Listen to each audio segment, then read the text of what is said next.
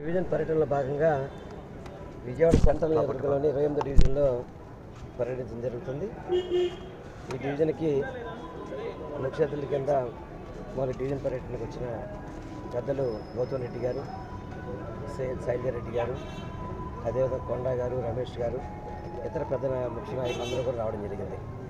ఈ డివిజన్లో మొన్న స్థానిక సంస్థల ఎలక్షన్స్లో కొద్దిపాటి ఓటమి చెందినప్పటికీ కూడా ఈ డివిజన్ అభివృద్ధి చేసుకుంటూ మళ్ళీ తప్పకుండా ప్రజలకి మంచి చేయాలి, మేలు చేయాలని చెప్పని ఈ డివిజన్లో ప్రతి గడప కూడా టచ్ చేస్తున్నాం.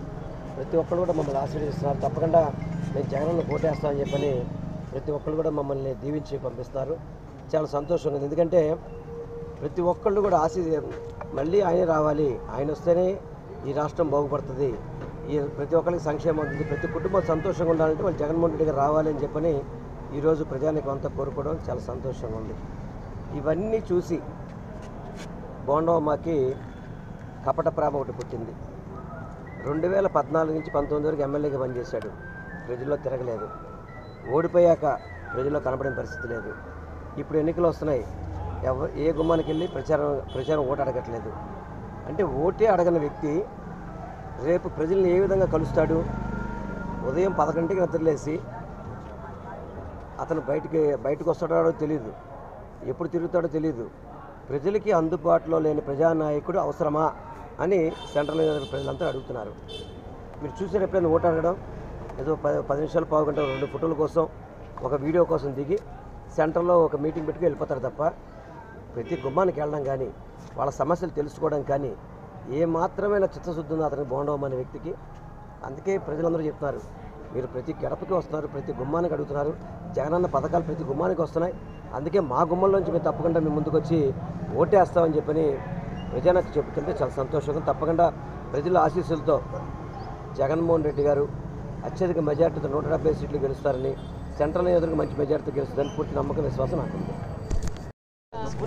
మన అభ్యర్థిగా ఉన్నటువంటి వల్లపల్లి శ్రీనివాసరావు గారు, అలాగే ఇన్ఛార్జిగా ఉన్నటువంటి కొండా గారు, రమేష్ గారు, అలాగే ఇంకా స్థానిక పెద్దలందరూ కూడా రావడం జరిగింది. ఈ డివిజన్లో కూడా పెద్ద ఎత్తున నిధులు కేటాయించాం. ఎందుకంటే ఇక్కడ మా కార్పొరేటర్గా గెలవపోయినప్పటికీ కూడా ఈ డివిజన్ ఎక్కడ కూడా మేము నిర్లక్ష్యం చేసినటువంటి దాఖలాలు లేవు. ఏవైతే ఈ డివిజన్లో శానిటేషన్ ఆఫీస్ కావచ్చు, అలాగే కొన్ని చోట్ల రోడ్లు కావచ్చు, గతంలో ఎక్కడా కూడా ఇబ్బంది పడినటువంటి రోడ్లు ఈరోజు మేము వచ్చిన తర్వాత గడప గడప నిధులతో ఆ రోడ్లన్నీ కూడా వేయటం జరుగుతూ ఉంటుంది. ఎక్కడా కూడా అభివృద్ధి జరగకుండా ఒక్క ప్రాంతం కూడా ఆగిపోయినటువంటి దాఖలాలు లేవు.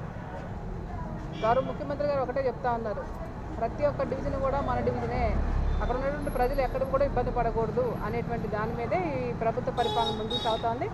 అలాగే ఇంక చెప్పాను, అసలు సెంట్రల్ నియోజకవర్గం అభివృద్ధి అంటేనే ఒక మార్కుగా నిలిచిపోయింది రాష్ట్రంలో. ఎందుకంటే కోట్లాను కోట్ల రూపాయలు ప్రతి ఒక్క డివిజన్లో కూడా మౌలిక సదుపాయాలతో పాటు అన్ని వసతులు కూడా ఇస్తా ఉన్నాం. రాబోయే రోజుల్లో ఇదే విధంగా పరిపాలన కూడా ముందుకు సాగుతూ ఉంది. దీంతోపాటు సంక్షేమం, ఇంకా సంక్షేమం అంటే చెప్పవసరం, ప్రతి ఒక్క కుటుంబంలో కూడా నేరుగా జగనన్న ఇచ్చేటువంటి పథకాలన్నీ కూడా సక్రమంగా అందినాయి అనేటువంటిది ప్రజలు మాకు చెప్తా ఉన్నారు. ప్రతి ఒక్క గుమ్మల్లో కూడా జగనన్నకే మళ్ళీ మా ఓటు. అవాతాతలు అయితే మరి ముఖ్యంగా పెన్షన్ పొద్దున్నే మా ఇంటికి పంపిస్తా అన్నాడు మా మనవడు, నా కొడుకు అని చెప్తా ఉంటే చాలా సంతోషంగా ఉంది. రాబోయే రోజుల్లో ఎందుకంటే మా ఈ డివిజన్ గెలవపోయినప్పటికీ కూడా మేము ఎక్కడా కూడా నిధులు ఖర్చు పెట్టకుండా ఆపలేదు, సంక్షేమ పథకాలు ఎక్కడా ఇవ్వకపోవడం కూడా ఆపలేదు. అవే మా ప్రజలు మమ్మల్ని గుర్తించి మాకు ఓటేస్తారనేటువంటి దాని మీద మేము ధీమా వ్యక్తం చేస్తూ ఉన్నాం.